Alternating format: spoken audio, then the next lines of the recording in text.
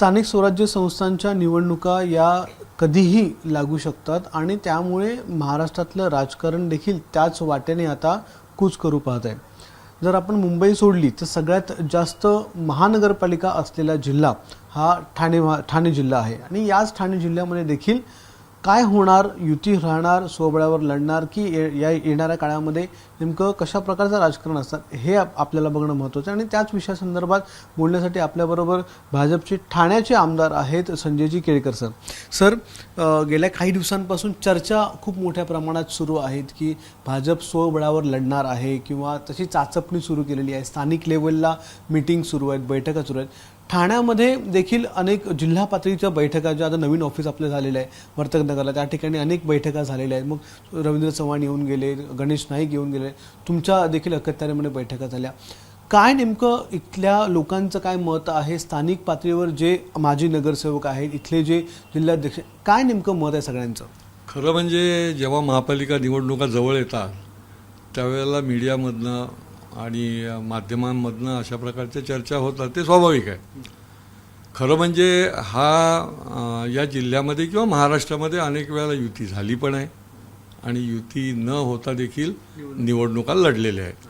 ठाणे जिल्ह्यामध्ये तर अनेक वेळेला युती न होता देखील निवडणुका झाल्या आहेत आणि युती म्हणून सुद्धा झालेल्या आहेत। त्याच्यामुळे आता पुढच्या काळामध्ये महापालिका निवडणुकांच्या तारखा जाहीर झाल्यावर किंवा तो कोर्टातला प्रश्न सुटल्यावर हा प्रश्न ऐरणीवर येईल आणि आमचं महाराष्ट्रातलं नेतृत्व नेमकं काय आदेश देते का जिल्ह्याच्या कार्यकर्त्यांवर अशा प्रकारचे निर्णय सोपवते, तर त्याच्यावर देखील अवलंबून आहे। त्याच्यामुळे येणारी वेळच ठरवेल की काय नेमकं या ठिकाणी होईल। पण याच्यात काही नवीन नाही आहे हे मला या ठिकाणी सांगायचं आहे की अगदी डहाणूसारख्या नगरपालिकेच्या निवडणुकीमध्ये देखील युती न होता आम्ही लढलेले आहोत, कारण मीच त्यावेळेला त्या भागातही जात होतो आणि त्यामुळे कार्यकर्त्यांवर सोपवलं तर कार्यकर्ते निर्णय घेतील। प्रत्येकाला लढायची इच्छा असतेच, पण ते काळच ठरवेल। येणाऱ्या काळामध्ये त्या संबंधामधला ठोस अशा प्रकारचा निर्णय देखील होईल। भाजपचा महापौर बसावा अशी सामान्य कार्यकर्त्यांची इच्छा अनेक वेळा त्यांनी बोलून दाखवलेली आहे। अनेक नगरसेवक आपले आहेत, इकडचे जे स्थानिक नेते आहेत त्यांनी देखील बोलून दाखवलेली आहे। तशा दृष्टीने काही प्रयत्न होतो का किंवा तशी काही मागणी आपल्यापर्यंत स्थानिकांनी केलेली आहे का? नाही, स्थानिक कार्यकर्ते जे आहेत ते नेहमीच सांगत असतात की आम्हाला लढाईची संधी द्या आणि स्वाभाविक आहे की प्रत्येक पक्षाच्या कार्यकर्त्याला वाटतं की माझा महापौर झाला पाहिजे। जसं मला आठवते पूर्वी कल्याणला आम्ही युती न करता लढलो आणि त्या ठिकाणी संख्या पण आली निवडून। त्याच्यानंतर मग भारतीय जनता पार्टी आणि शिवसेना एकत्र आली। दिघेसाहेब होते त्यावेळेला शिवसेनेचे जिल्हा प्रमुख आणि भारतीय जनता पार्टीचा मी होतो आणि त्यावेळेला भारतीय जनता पार्टीचा महापौर पण झाला। त्याच्यामुळे प्रत्येकाला वाटतं की आणि स्वाभाविक आहे की आमचा देखील महापौर झाला पाहिजे, परंतु हे काळच शेवटी ठरवत असतं की निवडणुकीच्या संबंधामधले कशा पद्धतीने पुढच्या काळात निर्णय होतील।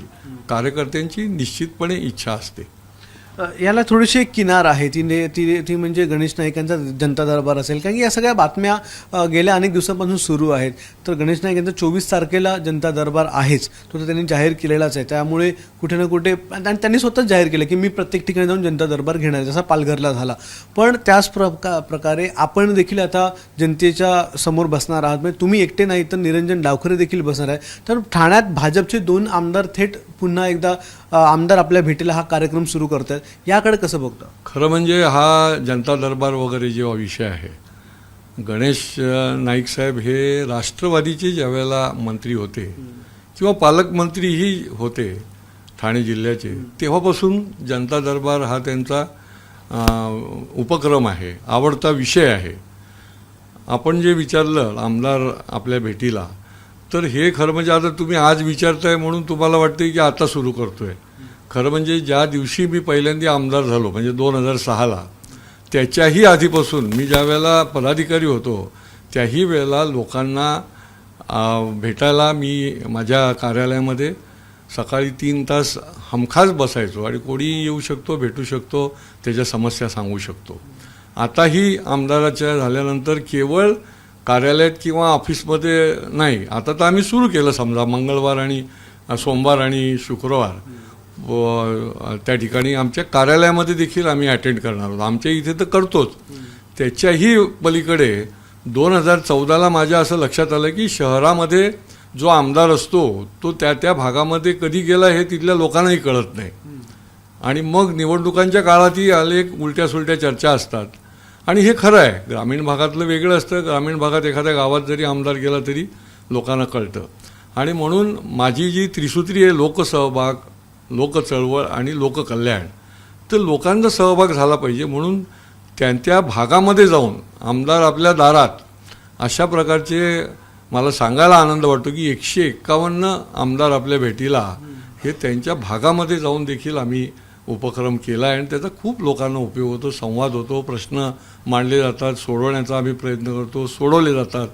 आणि त्या भागामध्ये निरोप देऊन त्या लोकांशी संवाद केला तर त्यांनाही वाटतं की आपला लोकप्रतिनिधी आपल्यालाही आपल्या जागेवर येऊन विचारतोय.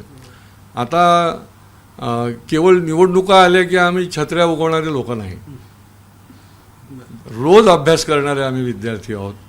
आणि त्याच्यामुळे मतदारांना किंवा नागरिकांना किंवा शेवटी या शहराचा या इथेच मी जन्माला आलो आहे, या शहराचं चांगलंच झालं पाहिजे ही माझी भावना आहे. केवळ आमदार झाल्यापासून नाही, त्याच्या आधीपासून. आणि त्याच्याकरता जे करता येईल ते करण्याचा माझा प्रयत्न असतो. त्यामुळे निवडणुका आल्या म्हणून हे सुरू केलं असं नाही, हा आमचा अव्याहतपणे हा कार्यक्रम चालू आहे. विशेषतः आता तो कार्यालयामध्येही एक दिवस अधिकचा त्या ठिकाणी आम्ही दोघंही लोकांना अटेंड करण्याकरता बसणार आहोत. ज्यावेळी खासदारकीच्या निवडणुका होत्या त्यावेळी देखील अनेकांची इच्छा होती की इथे भाजपचा ही सीट जी आहे ती भाजपला मिळायला पाहिजे. त्यावेळी शिवसेनेला ती सीट मिळाली होती. त्यानंतर ज्यावेळी आमदारकीच्या निवडणुका आल्या त्याही वेळी अनेक ठिकाणी हीच मागणी होत होती, आपल्याला सीट मिळाली, आपण जिंकून आलेले आहात. पण त्याच्यानंतर पालकमंत्री पदासाठी देखील मोठ्या प्रमाणात आपली संख्या होती ठाण्यामध्ये, संपूर्ण जिल्ह्यामध्ये. पालकमंत्री पदासाठी देखील चढाओढ होती किंवा गणेश नाईकांना मिळणार का की एकनाथ शिंदेना मिळणार. आता ज्यावेळी महानगरपालिकांच्या निवडणुका येत आहेत त्यावेळी अनेक असे लोक आहेत ज्यांना संधी मिळाली नाही गेल्या अनेक वर्षांपासून, कारण की युतीमध्ये आपण अनेक निवडणुका लढलेल्या आहोत. तर अशांना संधी मिळणार का? नाही, म्हणूनच मी आपल्याला सांगितलं की त्यावेळेला ह्याचा आपल्याला योग्य तो निर्णय सांगताही येईल आणि त्यावेळेलाही अवलोकन होईल. कारण की अनेक वेळेला अतिशय कमी जागा देखील भारतीय जनता पार्टीला मिळतात. मग उर्वरित जे आम्ही आता या शहरामध्ये आम्ही फार मोठी सदस्य नोंदणी केली आहे, मोठं त्या ठिकाणी बूथ पर्यंत काम पोचवलेलं आहे. आणि त्याच्यामुळे स्वाभाविकपणे प्रत्येकाला वाटत असते की आम्हाला लढायला मिळालं पाहिजे त्या वेळेला. परंतु आमचा पक्ष जो आहे तो शिस्तबद्ध पक्ष असल्यामुळे एकदा निर्णय झाला वरून किंवा जिल्हा पातळीवर तर त्या निर्णयाची अंमलबजावणी झाली पाहिजे. आणि ते अनुशासन पालन जे आहे ते प्रत्येकाला बंधनकारक आहे. आणि त्यामुळे जरी इच्छा असली तरी देखील त्या वेळेला जो निर्णय समयोचित होईल त्याचं पालन जे आहे ते सगळ्यांनी करायचं असतं आणि ते करावं लागेल. अनेक विषय आपण परखडपणे महानगरपालिकेचे असतील, अनधिकृत बांधकामांचा असेल किंवा पाण्याची समस्या असेल, आपण अनेक वेळा मांडलेल्या. आता देखील 3 अशा समस्या घेऊन तुम्ही जिल्हाधिकारी कार्यालयाकडे पोहोचलेले आहात. काय नेमकं त्या समस्या आहेत, त्याचं काय समाधान मिळालंय का? नाही, आज या ज्या अकृषक कर एनए टॅक्सच्या नोटिसा ज्या आहेत ते सर्व दूर येत राहत आहेत. खरं म्हणजे याला स्टे दिलेला आहे आणि हा रद्द करण्यासाठी देखील मंत्रिमंडळाने निर्णय केला आहे. त्याचा GR निघालेला नाही. आणि त्यामुळे कलेक्टर साहेबांनी या संबंधातल्या चर्चेमध्ये स्पष्ट सांगितलेलं आहे की या पुढच्या काळामध्ये या एनए टॅक्सच्या नोटिसा येणार नाहीत. दुसरा महत्त्वाचा जो आपण विचारला तो या सगळ्या भागामध्ये आत्ता वाळूची विक्री केंद्र आहे, परंतु बेफाटपणे, बेमालूमपणे, बेमुरवतपणे या ठिकाणी वाळूची उपसा चालू आहे. वाळू माफिया जे आहेत त्यांना जेरबंद करण्याचा, त्यांच्यावर कारवाई करण्याचं प्रशासन जे आहे ते कमी पडतंय. किंबहुना काही वेळेला काही अधिकारी देखील यांच्याबरोबर संगनमत आहे. आणि हे अत्यंत धोकादायक आहे या जिल्ह्याला, कारण हा खाडीपट्टा फार मोठा आहे. आणि त्याच्यामुळे त्याच्यावर कठोर कारवाई जी आहे ती होण्याच्या संबंधी कलेक्टर साहेबांनी देखील आता संबंधित अधिकाऱ्यांना बोलून निर्देश दिलेले आहेत. आणि ही कठोर कारवाई झाली पाहिजे, कारण की हा विषय केवळ हा ठाणे जिल्ह्यात नाही, अनेक वेळेला आपल्याला महाराष्ट्रामध्ये देखील बघायला मिळतो.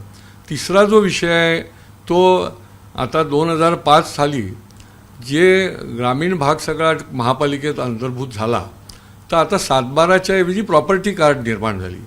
पण हे सगळं करत असताना प्रशासकीय दोषांमुळे त्या ठिकाणी अनेक प्रकारच्या चुका झाल्याने लाखो लोक पुढच्या काळामध्ये भरडले जातील आणि त्याच्यावर तातडीने उपाययोजना केली पाहिजे. म्हणून मी विधिमंडळामध्ये मी उपस्थित केलं होतं आणि कलेक्टरच्या उपस्थितीमध्ये आमची एक बैठक काल झाली आणि त्याच्यावर काय कार्यवाही करायची ते देखील ठरलं.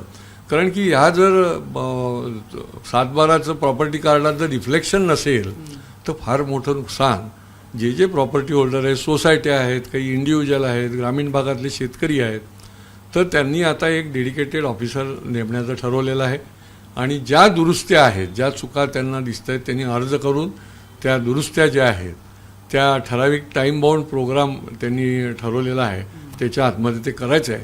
त्याच्यामुळे असंख्य लोकांना याचा निश्चितपणे फायदा होणार आहे.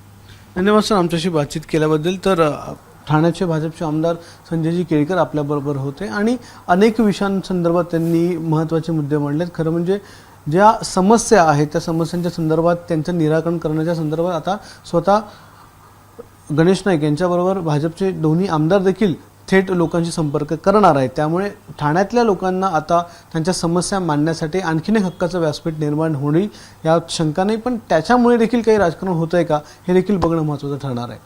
कॅमेरामन विनयसह अक्षय भाटकर, एबीपी माझा, ठाणे. एबीपी माझा, उघडा डोळे बघा नीट.